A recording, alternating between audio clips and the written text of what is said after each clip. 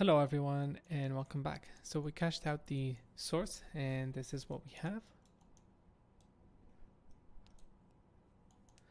And then I used a time offset to lock it in frame 87. And this is the one I picked. And I picked this one because it has enough details or enough information to emit fire from. And also it's the geometry is not going to move too much. So I looked at the sim, and then if, for example, this piece went too far and we use that, it's not going to come down. It's going to stay like that. So the frame doesn't really matter that much as long as we have enough. For example, I'm not going to use this because this doesn't have enough gaps. Okay, so maybe I'll use this one. It looks good. It has enough details, this one.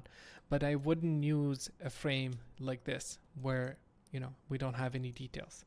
So for now I used frame 87, and then this source is great, but I wanted to customize it per effects. So for me, I need to delete that center because I made one source. It's going to be used for everything, and I need to delete that center bit. So the easiest way to do that is by scattering points and then reconverting them back into volume, operating on the points and then deleting those and then converting it back into a volume.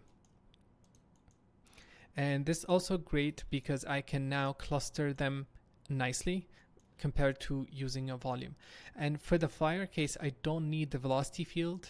I believe I didn't need it because I don't care what the velocity of the geometry is. I only need that when I emit smoke.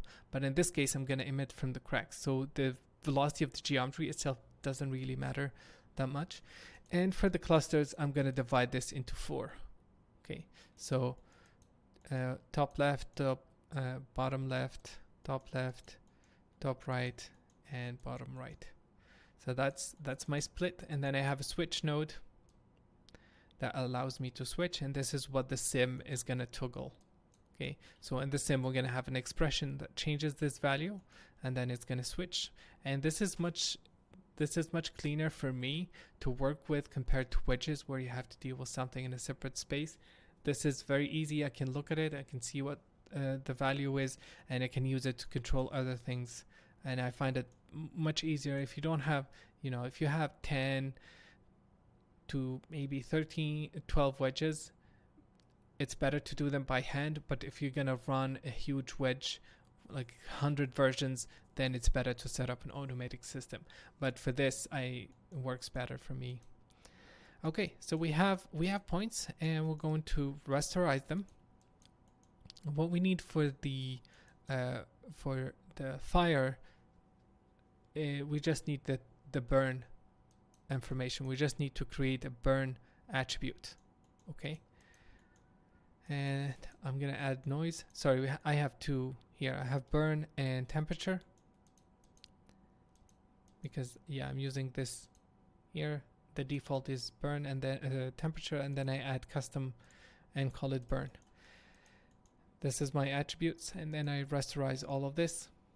And right now it's looking for a voxel value, so I think I deleted something. I'm not sure why. So 0.05, 0.02, 0.01. So that's my fire emission. And if we use a visualizer and say the density is the burn field and increase the density, there should be plenty of data for us to work with. So yeah.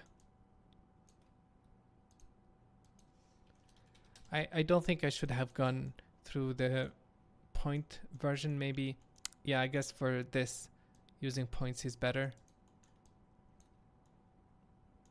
Or maybe from the beginning, we split the geometry into 4 chunks and create an attribute so that we can easily trace them back. But this is how I've done it. I don't think it's the most efficient way. But that's our source. And now we're going to take a look at the Pyro setup in the next video. Thank you guys for watching, and see you in a bit.